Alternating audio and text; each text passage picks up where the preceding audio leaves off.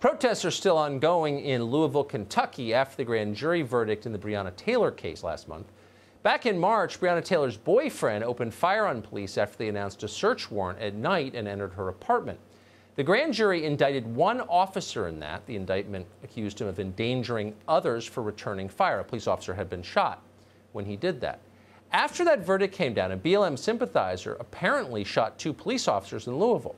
One of those officers, Major Aubrey Gregory, called for calm on Wednesday, saying, quote, "Hate and violence progresses nothing." That's demonstrably true.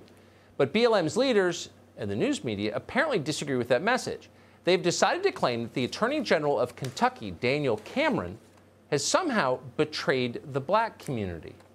Kind of a shocking accusation, but they said it. The Attorney General is about to respond on this show in just a moment. But first, hear what those attacks against him looked like. Don't look at the fact that this guy's black. That does not mean anything. He is a Republican through and through. He spoke at the RNC. He told you who he was. Believe him. At least he's skin folk, but he is not kinfolk. And so just like he thinks they can't speak for Kentucky because he's up there with a black face, he does not speak for all of us. I think what I saw this morning was a Bull Connor speech in 2020. And you're right. Unfortunately, it was being given by a black prosecutor. I'm so disgusted by this. I'm so disgusted by Daniel Cameron's performance. I am so sick and tired of black people going on the air and performing for violence and white supremacy and state-sponsored violence against black people and claiming they're mamas and claiming they're because of black men, they care about it. Those attacks are so cruel and so vicious and unfair that we hesitated to air them again, and we didn't want to play them right before introducing the Attorney General of Kentucky, Daniel Cameron. But he asked us to because he wants to respond. Of course, he saw them as well. We're happy to have him on tonight. Mr. Attorney General, thanks so much for joining us. Again, I'm embarrassed even to play that before this interview, but I have to ask you, what did you think when you saw that? Well, look, Tucker, it is so unfortunate that because I have a different political philosophy and because in my role as the Attorney General and as the special prosecutor in the Breonna Taylor investigation, because I led with the facts and the truth and had that lead to the conclusion, somehow I've betrayed my race. It is repugnant. It is so disappointing, but it's par for the course. Anytime someone stands for the truth, and when that truth is different from a narrative that has been pushed by others, this is how they respond. And if you look at my social media, you'll see countless folks who have made similar statements and comments. But I'm here tonight to say that enough is enough, and that black Republicans, folks that believe in the truth, we're going to stand up. And that's what I did in presenting all of the information to the grand jury in the Breonna Taylor investigation. That's what I'm charged to do. That is my responsibility as the Attorney General of the Commonwealth of Kentucky. That's what the citizens here of all 120 counties deserve. And that's what they elected me to do.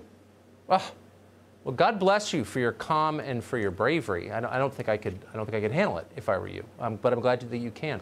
So, since you're here, and we've covered this case quite a bit, there's been a lot of competing stories about what actually happened. Clear up for us, if you would, since no one was more intimately involved in this than you. What misinformation is out there about the Breonna Taylor case? Well, the biggest myth that is being promoted right now is the idea that Sergeant Mattingly, one of the officers who was administering the search warrant in the morning hours at Breonna Taylor's apartment, was shot by friendly fire, meaning shot by another officer. Look, I've taken to calling this a conspiracy theory.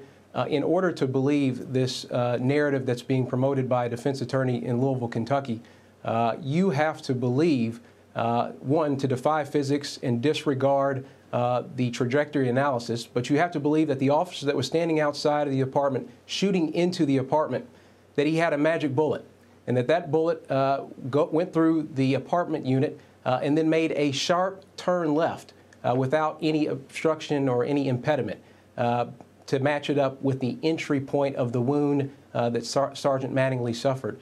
It is a silly notion. It's one of the biggest myths that has been promoted here in the last few weeks. Before 3 weeks ago and before this defense attorney uttered this statement, it was a foregone conclusion that what happened that evening was that Kenny Walker, Breonna Taylor's boyfriend, fired a shot at the officers. The officers responded and returned fire, justified in doing so because they had been fired upon. And the tragedy, and again, I've said this from the very beginning, the tragedy here is that Breonna Taylor was in that hallway as well and was hit. Yes. But the tragedy doesn't allow for me to not present the facts and the truth, and that's what we've done here. Amen. And that's, as an outsider, that was exactly my read on it. It looked like a tragedy. Everyone is sad that she died, but it doesn't seem like it justifies violence in the streets. You said that as well. You said it's not justice for the mob to commit violence, and you were attacked for saying that. What do you make of the response? Well, again, there were a lot of people inside and outside, a lot of celebrities, a lot of folks that were either misrepresented the facts because it was to their advantage or didn't know all the information. They made conclusions first and then want to cherry pick the facts to meet those conclusions. I don't have that luxury as the Attorney General here in the Commonwealth. My responsibility is to the truth and to the information, and then that is ultimately what leads to the conclusion. We presented all of the information to the grand jury. Ultimately, we presented to them as well the fact that the officers, Mattingly and Cosgrove, were fired upon, and they were justified in returning their fire. We've obviously have a prosecution into a third officer that was there that night. I can't get into the specifics because that is an ongoing prosecution. But again, a lot of folks had already made up their mind and weren't interested in what the truth is, and now are still trying to cherry pick so that they can fashion a narrative that meets their agenda and advances their own interests. Man, I hope someday we can have dinner, and I'm going to ask you what you think of the many other prosecutors who've bowed to political pressure, but I'm not going to ask you that on TV because it'd be putting you in a bad spot. In the meantime, well, I'm going to take you up on that dinner. I hope so. Yes, Daniel Cameron, Attorney General of the Commonwealth of Kentucky, thanks so much.